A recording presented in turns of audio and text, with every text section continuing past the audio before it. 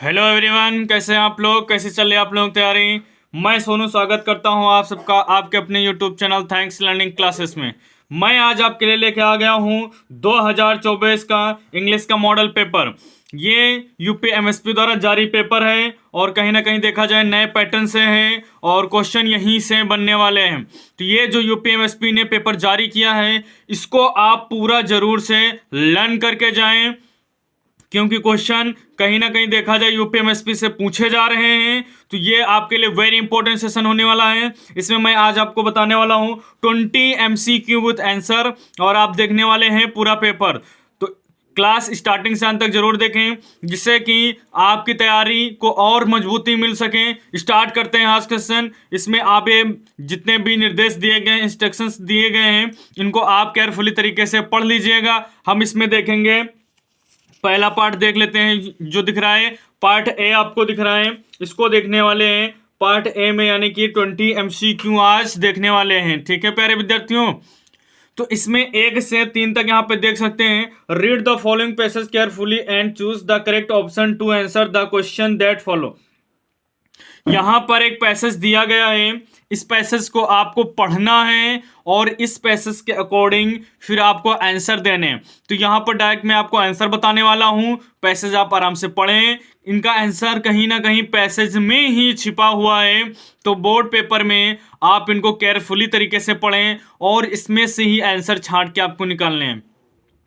आपके board paper में 20 MCQ आएंगे, तो जो 7 प्रश्न है वो कहीं ना कहीं अनसीन पैसेज से रहेंगे, स्टेप से रहेंगे, और 13 जो प्रश्न है उसमें से आपके सब्जेक्ट से रहेंगे और ग्रामर से रहेंगे। ठीक है, तो स्टार्ट करते हैं। पहला क्वेश्चन ले लेते हैं। यहाँ पर पहला ये क्वेश्चन दिया है, we are unable to hear a sound if, यानी कि यदि हम ध्वनि सुनने में असमर्थ हैं। कब कब हम ध्वनि सुनने में असमर्थ हो सकते हैं? यहाँ पे 4 ऑप्शन दिए गए हैं, तो इसमें से डी ऑप्शन सही है, both A and both B सही है। ठीक है ना, ये क्या है? It is too low. ठीक है, यह बहुत कम है। उसके बाद बी क्या है? इट इज टू हाई, यह बहुत अधिक। यानी कहने का मतलब है हम सुनने में असमर्थ कब होते हैं? जब आवाज बहुत धीरे होती है या जब बहुत ज्यादा तेज होती है। तो पहले का क्वेश्चन क्या हो जाएगा? Both A and both B. ठीक है, नेक्स्ट क्वेश्चन देखते हैं। क्वेश्चन नंबर 2 है, the two strength are alike means. यहां पर क्वेश्चन है दो छोर एक जैसे हैं का अर्थ है आपको बताना है। तो इसका जो है सी ऑप्शन बिल्कुल सही हो जाएगा मेरे प्यारे विद्यार्थियों। सी ऑप्शन बिल्कुल सही हो जाएगा। सी ऑप्शन क्या है? We get almost the same result in both the situation. हमें दोनों स्थितियों में लगभग समान परिणाम मिलता है, कहने का मतलब है। The two state are alike mean दो छोर एक जैसे हैं का अर्थ क्या हो जाएगा? हमें दोनों स्थितियों में लगभग समान परिणाम मिलता है। तो इसका सी ऑप्शन क्या है? बिल्कुल सही हो जाएगा।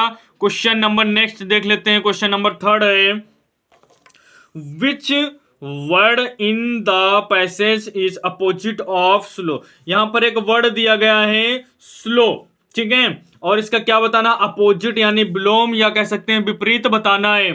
तो क्या हो जाएगा? रैपिड हो जाएगा। बी ऑप्शन बिल्कुल सही हो जाएगा। जब ये स्लो है तो स्लो का विपरीत क्या हो जाएगा? तीव्र हो जाएगा या फिर तेज कह सकते हैं। तो क्वेश्चन नंबर 3 का ऑप्शन बी बिल्कुल राइट है। इसको टिक कर लीजिए, याद कर लीजिए। अब क्वेश्चन नंबर 4 से 8 देख लेते हैं। Choose the correct option to answer the following. यहाँ पर 4 से 8 तक आपको क्वेश्चन मिल जाएंगे और उनके ऑप्शन मिल जाएंगे। उसमें से आपको क्या करना है? टिक करना है, चूज करना है। ठीक है, पहला ये क्वेश्चन है, देख लेते हैं।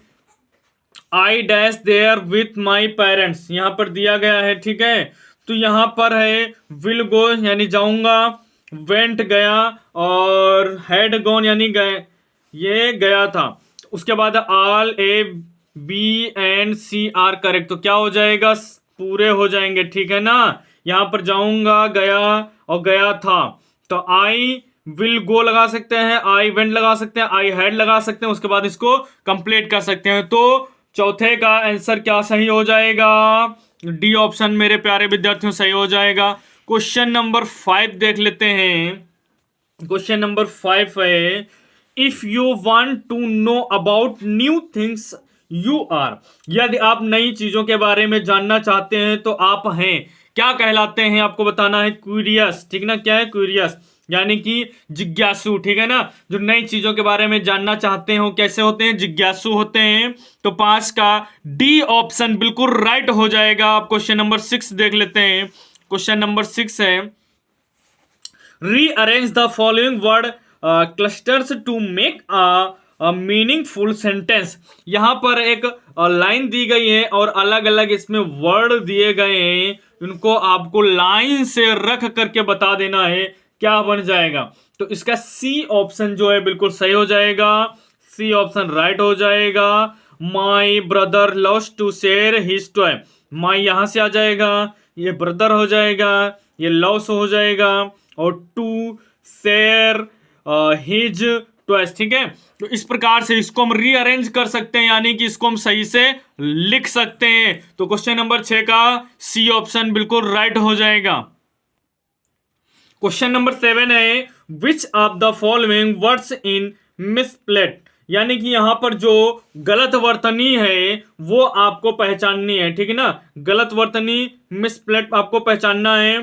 तो इसमें से क्या हो जाएगा, एब्यूंडेंस, ठीक है ना, एब्यूंडेंस हो जाएगा। ये यहाँ पर क्या है, इसकी हिंदी होती है प्रचुरता। ये यहाँ पर गलत दिया है। डी के बाद क्या होना चाहिए, ए होना चाहिए, ठीक है। उसके बाद अटेंडेंस है यानी उपस्थिति, फिर क्या है, एक्सेप्टेंस है, ये स्वीकृति हो जाएगा, ठीक है। इस प्रकार से ऑप्शन है। तो क्या है, 7 का ए ऑप्शन बिल्कुल सही हो जाएगा, एब्यूंडेंस, ठीक है। क्वेश्चन नंबर 8 है, he jumped dash the well to save the drowning girl, ठीक है। तो ये क्या हो जाएगा, ड्राइंग गर्ल। तो इसमें देख लेते हैं क्या है, यानी कि डूबती हुई लड़की डैश डैश को बचाने के लिए उसने कुएं में छलांग लगा दी। तो क्या हो जाएगा, कुएं में छलांग लगा दी, ठीक है ना। तो इसका हो जाएगा इनटू, ठीक है ना, क्या हो जाएगा, इनटू, कुएं में। तो ये इसका सही हो जाएगा।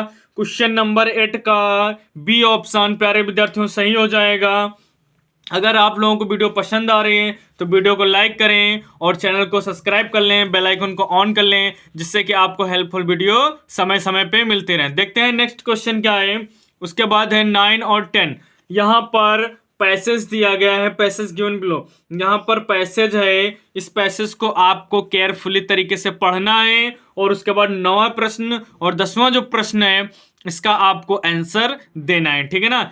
आंसर इसके इसी में होते हैं। तो इसको आप जितने भी पैसेज एक्सट्रैक्ट दिए जाते हैं उसको बहुत ही सावधानी पूर्वक पढ़ें। एक बार नहीं समझ में आ रहा, 2 बार पढ़ें, 3 बार पढ़ें, ठीक है। आंसर आपको उसी में मिल जाएगा। क्वेश्चन नंबर 9 देख लेते हैं क्या है।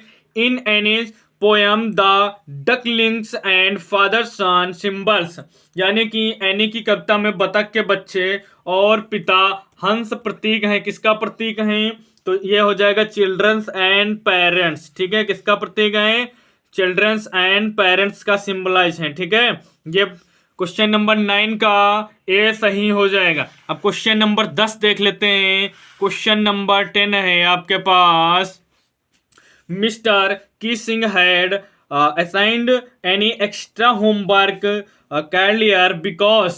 मिस्टर किसिंग ने पहले एनी को अतिरिक्त होमवर्क सौंपा था, क्योंकि जो एनी को अधिक होमवर्क मिला, यानी सबसे पहले ज्यादा होमवर्क मिला, क्यों मिला था, any talk too much in the class. Any कक्षा में बहुत ज्यादा बातें कर रही थी, यानी बहुत ज्यादा शोर कर रही थी, इसीलिए जो मिस्टर किसिंग थे, मिस्टर किसिंग ने क्या किया, इनको होमवर्क ज्यादा दिया, ठीक है ना। तो 10 का डी ऑप्शन क्या है मेरे प्यारे विद्यार्थियों, डी ऑप्शन बिल्कुल राइट हो जाएगा, याद कर लीजिए इसको।